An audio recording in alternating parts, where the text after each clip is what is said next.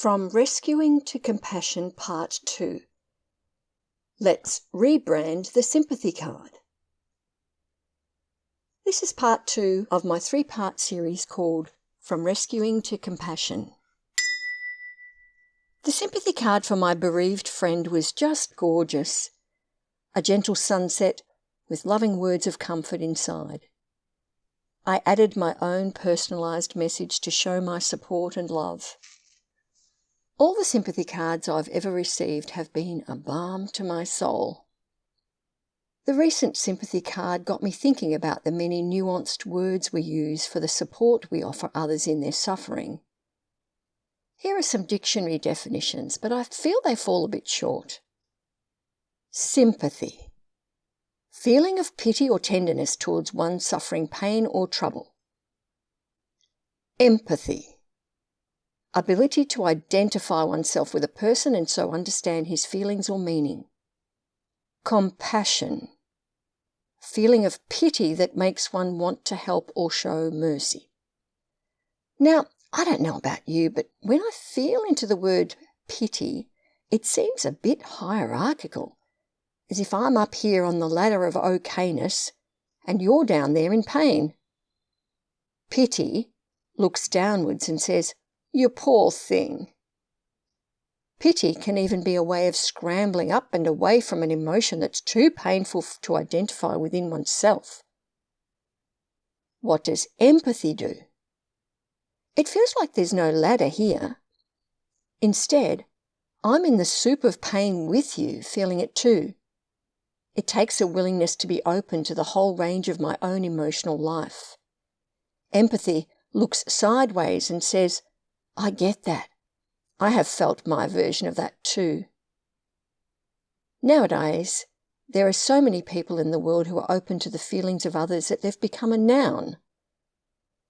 There are whole Facebook pages, websites and podcasts dedicated to the life of empaths. Given the depth of feeling and the intent behind sending a card to someone who's grieving, I wonder if we should rebrand those cards empathy cards.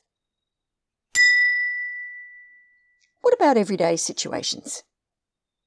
How does this wonderful empathy play out? It can be so very reassuring when someone can be there with me and resonate with how I feel, instead of pitying me. Perhaps you can sense the subtle difference in this example.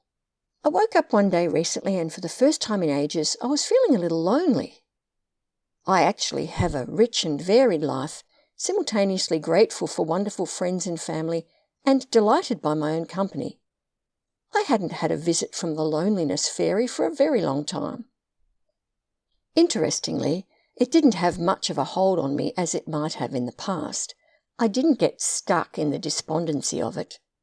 I didn't make up any overlaying stories about my worth or lovableness. Instead, I gently sat in this space for a little while, witnessing instead of being taken over by this energy. It didn't last long. Something flipped inside as I suggested to myself, "Let's go on a date. Where do I want to spend the day?" This self-dating story is coming soon.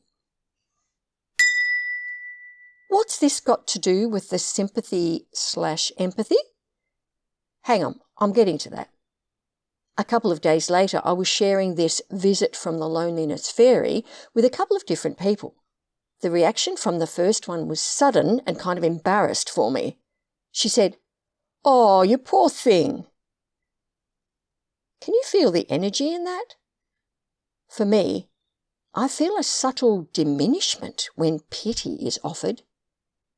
Although well-meaning and definitely kind, it's as if, secretly, from up on the ladder, she's saying, "Gord, I'm glad I'm not down there in loneliness."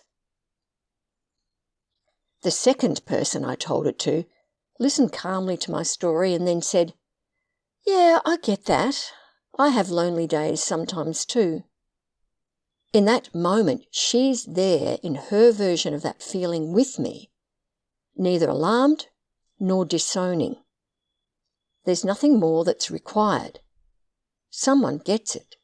I feel heard. My empath. I was always a sensitive child, feeling things deeply and also highly attuned to the emotions of others. I was an empath before the noun was ever invented. That's got to be good, right? Well, yes and no. There was no one able to offer today's enlightened version of helping process my own emotions, my own pain. So the clever strategy was to swallow those down and focus on seeing them projected in others. My younger self would read situations of people suffering and would lovingly want to help. Hey, that's part of the dictionary definition of compassion, as I mentioned before. Somewhere along the line, a large part of my identity became tied up with a kind of helping that was actually more attempt at rescuing. This helper part has actually been trying to save or rescue others from their pain as a convenient distraction for the unhealed younger part within that didn't receive the comfort she needed when in pain. The trouble is, for the young child, all these attempts at helping, often adult situations that were beyond her expertise, would of course lead to a feeling of overwhelm. If you're on a path of personal and spiritual growth, you'll probably know what's coming next. Oh yes, my adult interactions in the current day would trigger me back into that same overwhelm, inviting me to release the stored charge of those unprocessed, unheard emotions and come to a clearer space of empathy without those ill-advised rescue attempts.